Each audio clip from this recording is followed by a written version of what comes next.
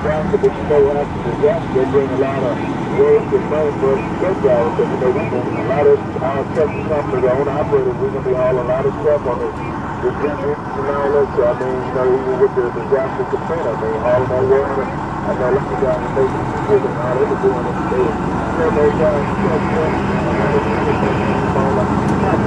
so it's sure there.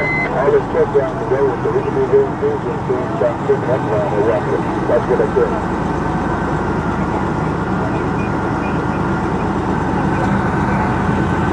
I do a lot. That's my job. Yeah, it looks like a lot of them folks out there, these dang looters. Yeah. So we'll be watching for them looters there. My hometown, got it to do this, my folks up there, without power, but they're right. What's going on up here?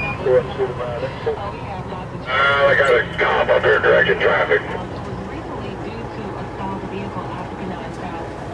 so that's on the problem, huh? I got a cop up here directing traffic. Yeah,